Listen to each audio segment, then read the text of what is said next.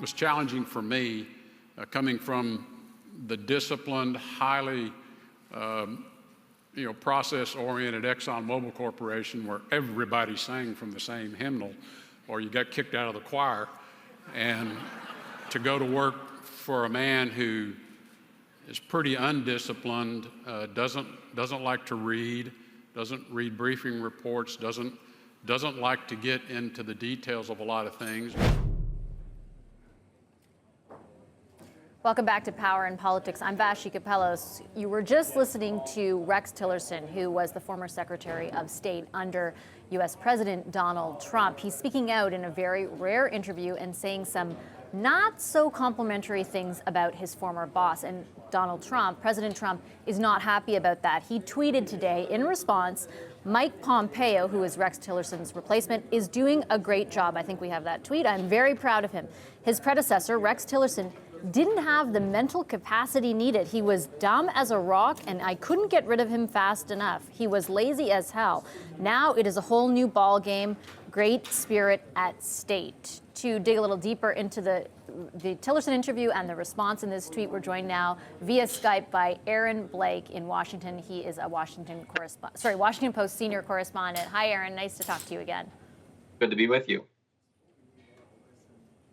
Aaron, let me start off with the nature of that tweet. I'm in Montreal. I'm covering a totally different thing, a very domestic event here. And that tweet came out, and the reporters were all kind of saying, wow, we've seen a lot of tweets from Donald Trump, but this one is sort of above and beyond.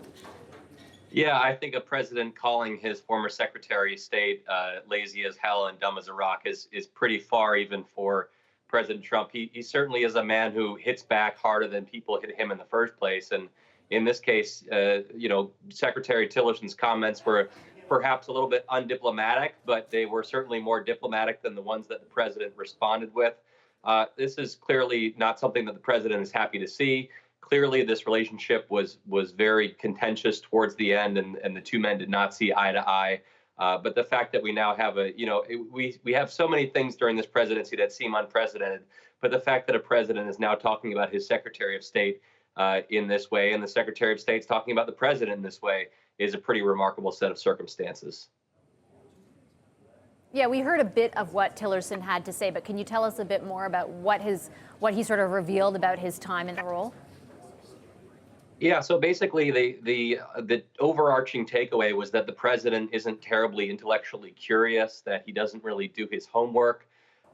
He talked about how the president likes to think that he's acting upon his instincts, but a lot of times he suggested it came across as being impulsive. And so there was another point in the interview where he was talking about how the president would often bring things to his attention, ideas for what they should be doing as far as policy.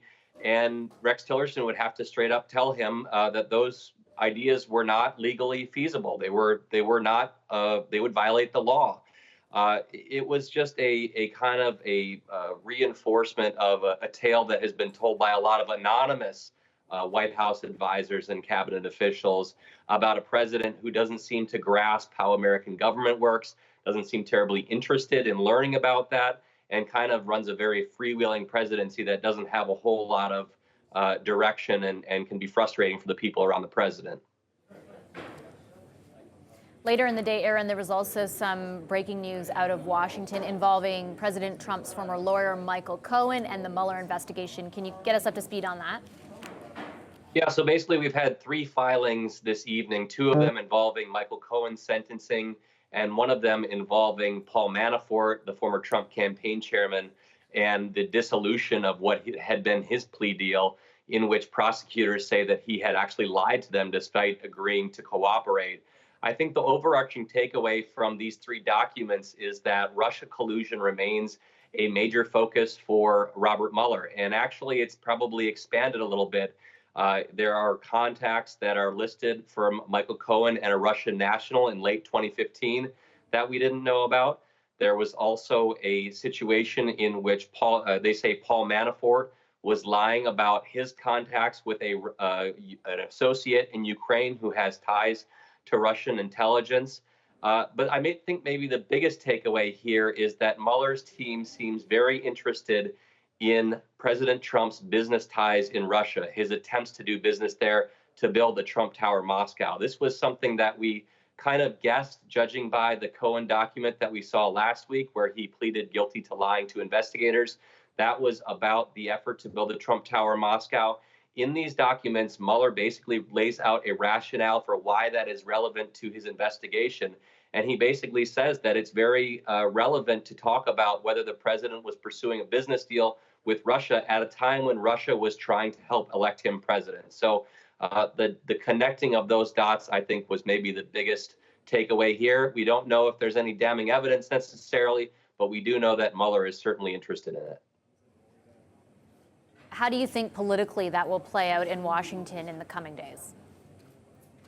Well, I think people are taking stock of it right now. I'm not sure that it changes a whole lot. We certainly knew that this was an investigation that the president has taken a dim view of, is concerned about, is attacking regularly. He has taken a significant interest in who his new attorney general is and what their relationship to this investigation will be. So we knew that there was a concern there. Whether it was warranted or not, we didn't know necessarily. These documents do suggest that there is something to be concerned about, that Mueller is really bearing down on the president's business ties. That is a very tangled web and one that could lead a lot of different directions. And so I think that's perhaps the reason that the president has shown so much concern about these things in recent days. Yeah, and just to jump off on that, you will notice in the hours leading up to the release of these documents, and even days, there's been a ton of tweets trying to question Mueller's character and ability. Yeah, and sometimes the president may have a bit of a heads up that stuff like this is coming. These are usually shared with the Justice Department. You never know how those internal workings are coming. But I think more than anything, we've seen a number of advancements in this investigation over the last week, starting with the Cohen plea deal last week, starting with the dissolution of the Manafort plea deal, in which they said that he lied to investigators. A lot is happening. We have seen a lot of filings over the last 8-9 days or so. Whether that's a suggestion that this is coming to a head and we may be nearing a conclusion, we don't know. But what we do know is that we are learning things directly from Robert Mueller. We are learning things directly from investigators in New York who have decided to give a harsh sentence for Michael Cohen. And a lot of the pieces seem to be coming together. Whether that puzzle will ultimately resemble anything significant for President Trump, we don't know. But the puzzle is coming together right now. All right. Thank you, Aaron. The Washington Post, Aaron Blake, for us in Washington.